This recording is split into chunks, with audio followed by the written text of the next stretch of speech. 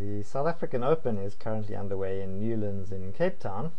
Now, South Africa is the strongest chess-playing country not to have any grandmasters, but there are 3 invited grandmasters at this event. They're having quite a tough time. The exception, though, is GM Antonio Fernandes, who, after 7 rounds, is unbeaten, perfect score on 7 out of 7. He's the lowest ranked of the 3 grandmasters, but certainly doing the best.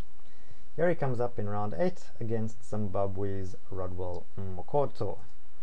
So the game begins, d4, knight f6, bishop g5, and we have a Trompovsky. Now there are a number of alternatives here. Knight e4, or d5, or c5 are all common, but black plays e6. And after e4, which itself is less common than the usual knight f3, black plays h6, and the bishop and knight are now exchanged. The main choice now is which knight to develop first, and white goes with knight to f3. At this point, black could counter-strike with c5 and exchange the d4 pawn. But black again plays more cautiously, which is perhaps a good idea against a grandmaster, with d6, which is the most common response. After knight c3, knight d7 is perhaps best, but black decides to commit with g5. And g5 damages his kingside pawn structure, but it's quite an aggressive move, quite interesting.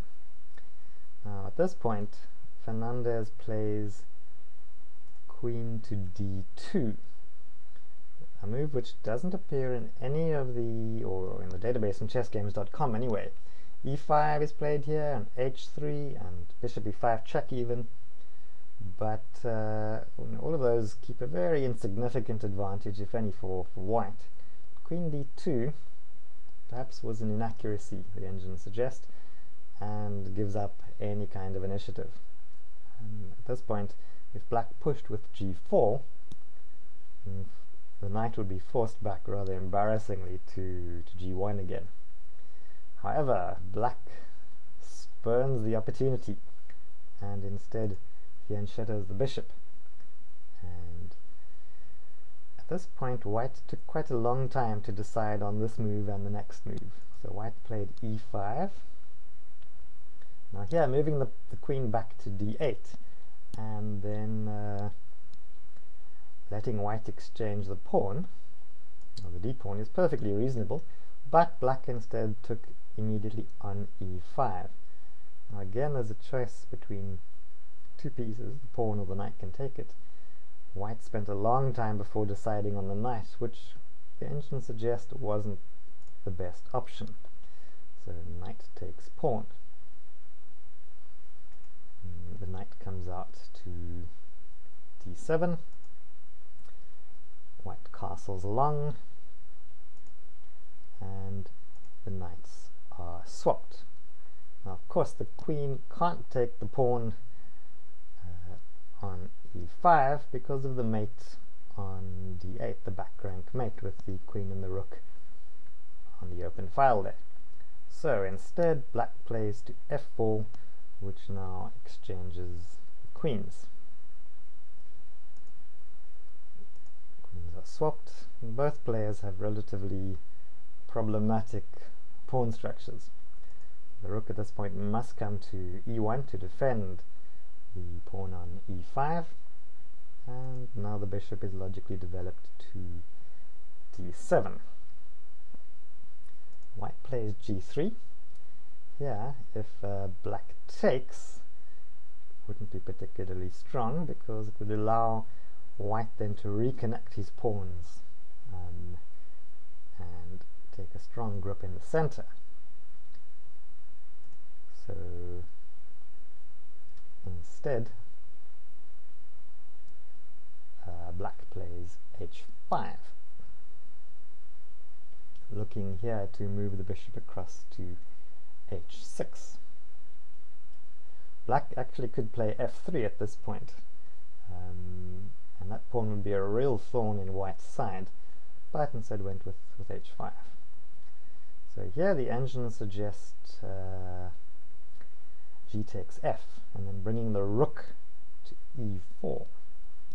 But white plays bishop to g2. Now white's in significant time trouble with the earlier moves taking so long, and only has 14 minutes left on the clock after this move.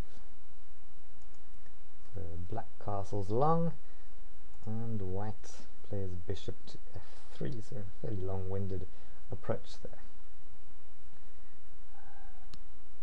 The rook on d moves across to f8. It's another move that the engine suggests is inaccurate, with an immediate push to h4 perhaps being better. White plays rook to e2, and again g takes f4 potentially would have been better. So rook e2 seems to hand over some of the initiative to black. If he responds with f5, that would, if left there, prevent the rook from going to e4 and do a bit of a holding job. But instead, black misses the chance and plays the more passive f6, with the idea now that white taking would be weak, because the bishop would come across to h6 and allow black to capture f takes e6. So white doesn't fall for that, brings the rook across to d1.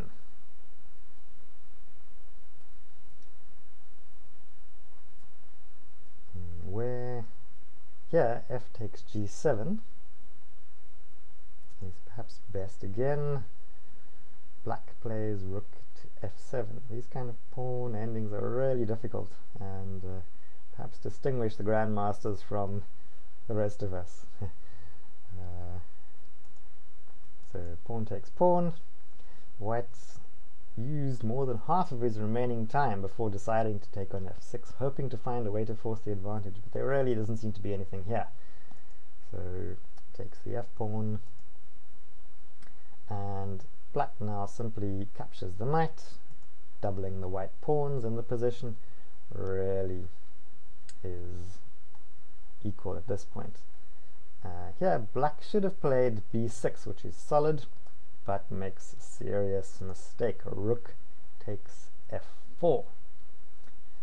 Can you see the move? Pause the video for a second and see the response.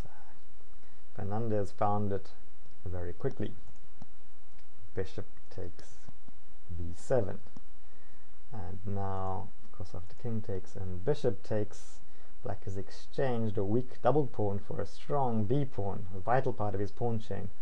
White has the initiative, and after playing those moves so quickly, is back up to 7 minutes on the clock. So Makoto at this point really sweating after looking like potentially throwing away the draw. So now rook to g8 was a potential move. Black played rook to f8 instead. But white's under extreme time pressure, and these kind of rook and pawn endings are really tricky. Rook takes e6 potentially would have been the best way to press the advantage, but white instead plays rook to e5, using 5 of his remaining 7 minutes on this move, and now putting himself under extreme time pressures. Both players playing potentially slightly inaccurately under the pressure now. And here, where rook h4 was perhaps best, black, really content with the draw, plays rook on 8 to f5. The rooks get swapped, and white swings the rook across to h7. Black must defend it, and white simply goes back and forth, and at this point a draw was agreed. So well done to Zimbabwe's Rodwell Makoto for a superb draw and taking the first points off GM Fernandes, and as a reward he's up against GM Ahmed Adli in the next round. Adli been having a tough tournament, but he's Africa's highest ranked player, and by far the highest ranked player in this tournament, so Makoto will be having a tough game. Thanks for watching, and catch more videos on chess